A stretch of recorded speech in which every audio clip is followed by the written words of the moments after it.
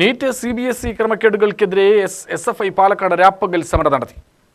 രാജ്യത്തെ വിദ്യാഭ്യാസ മേഖലയെയും ലക്ഷക്കണക്കിന് വിദ്യാർത്ഥികളുടെ ഭാവിയെയും തകർക്കുന്ന സമീപനമാണ് കേന്ദ്രത്തിലെ BJP സർക്കാർ സ്വീകരിച്ചിരിക്കുന്നത് എന്നും മന്ത്രി ധർമ്മേന്ദ്ര പ്രധാൻ രാജിവെക്കണമെന്നും സംസ്ഥാന പ്രസിഡന്റ് M. ശിവപ്രസാദ് ഉദ്ഘാടന പ്രസംഗത്തിൽ അഭിപ്രായപ്പെട്ടു. മോദി സർക്കാരിന്റെ വികലമായ വിദ്യാഭ്യാസ നയം രാജ്യത്തിന്റെ ഭാവി തലമുറയെ തകർക്കുമെന്ന് ശിവപ്രസാദ് പറഞ്ഞു. കേരളത്തിലെ പുതിയ സർക്കാരും BJP നയമാണ് പിന്തുടരാൻ പോകുന്നത് എന്നതിന് തെളിവാണ് ഉന്നത വിദ്യാഭ്യാസ സെക്രട്ടറി B. അശോകിന്റെ നിയമനമെന്ന് ശിവപ്രസാദ് കുറ്റപ്പെടുത്തി. ഇതിനെതിരെയും സമരം തുടരുമെന്നും അദ്ദേഹം പറഞ്ഞു.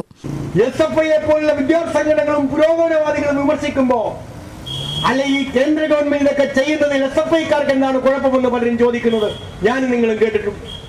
കേന്ദ്ര ഗവൺമെന്റ് പരീക്ഷ നടത്തിയാൽ SFIക്കാർക്ക് എന്താണ് പ്രശ്നം? കേന്ദ്ര ഗവൺമെന്റ് വിദ്യാഭ്യാസത്തെ പൂർണ്ണമായി നിയന്ത്രിച്ചാൽ SFIക്കാർക്ക് എന്താണ് പ്രശ്നം? കേന്ദ്ര ഗവൺമെന്റ് രാജ്യത്തെ ചില പ്രധാനപ്പെട്ട പരീക്ഷകൾ നേരിട്ട് നടപ്പിലാക്കി എൻട്രൻസ് പരീക്ഷ നടത്തി റിക്രൂട്ട്മെന്റ് നടത്തിയാൽ SFIക്കാർക്ക് എന്താണ് പ്രശ്നം?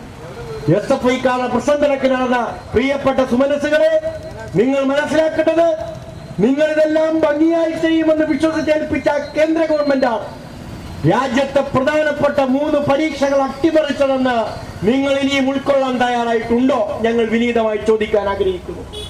SFIക്കാരുടെ കുഴപ്പമായിരുന്നോ ഞങ്ങൾ ചോദിച്ച ചോദ്യം? കേന്ദ്ര ഗവൺമെന്റ് അവർക്കില്ലാത്ത അധികാരം ഉപയോഗപ്പെടുത്തി രാജ്യത്തെ സർവകലാശാലകളെ, പൊതുവിദ്യാഭ്യാസ സ്ഥാപനങ്ങളെ, പരീക്ഷാ നടത്തിപ്പുകളെ, വിവിധ എൻട്രൻസ് പരീക്ഷകളെ കൈക്കലാക്കാൻ നടത്തിയ ഗൂഢാലോചനയെ ഞങ്ങൾ തുറന്നു കാണിച്ചപ്പോ ഞങ്ങളെ അപഹസിച്ചവർ, ഞങ്ങളെ കളിയാക്കിയവർ, SFI രാഷ്ട്രീയത്തിന്റെ മുനയൊടിക്കാൻ വേണ്ടി അപവാദ പ്രചരണം നടത്തിയവർ നിങ്ങൾ കൂടിയാണ് ഈ പരീക്ഷാ അട്ടിമറിയിൽ ഉത്തരം പറയേണ്ടതെന്ന് നിങ്ങളെ ഞങ്ങൾ ഓർമ്മപ്പെടുത്തുകയാണ്. ജില്ലാ പ്രസിഡന്റ് മുഹമ്മദ് ഷാദുലി, VV അഭിഷേക്, വിപിൻ, അനൂജ എന്നിവരും പ്രസംഗിച്ചു. ബുധനാഴ്ച രാവിലെ ആരംഭിച്ച സമരം വ്യാഴാഴ്ച രാവിലെയാണ് സമാപിച്ചത്. സമാപന സമ്മേളനം CPM ജില്ലാ സെക്രട്ടറി EN സുരേഷ് ബാബു ഉദ്ഘാടനം ചെയ്തു. കേന്ദ്ര എൻട്രൻസിൻ്റെ ഏജൻസിക്ക് എല്ലാവിധ സഹായവും, അതാണ് 3 ദിവസം മുമ്പ് തന്നെ ചോദ്യപേപ്പർ ചോർത്തി കൊടുത്തത്. അങ്ങനെയാണല്ലോ 18 വയസ്സുകാരിയായ ഒരു പാചക തൊഴിലാളിയുടെ മകള് ആത്മഹത്യ ചെയ്യുന്നത്. ആ ആത്മഹത്യക്കുറിപ്പിൽ ആ കുട്ടി പറയുന്നുണ്ടല്ലോ, ഞാൻ ആദ്യം എഴുതിയ പരീക്ഷയിൽ ഞാൻ 100% റാങ്ക് ലിസ്റ്റിൽ ഉൾപ്പെടും. എൻ്റെ അച്ഛൻ്റെയും അമ്മയുടെയും ആഗ്രഹം അല്ലെങ്കിൽ പ്രതീക്ഷ ഞാനൊരു ഡോക്ടറാവും എന്നാണ്. ആദ്യത്തെ പരീക്ഷയാണ്, എനിക്കതിനുള്ള സാധ്യതയുണ്ട്. ഇനിയൊരു പരീക്ഷ ഒരു പക്ഷേ എനിക്കതിന് സാധിച്ചു എന്ന് വരില്ല.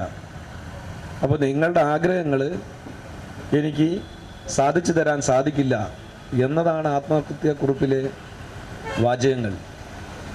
ആ കുറിപ്പ് എഴുതി വെച്ചിട്ടാണ് ആത്മഹത്യ ചെയ്യുന്നത്.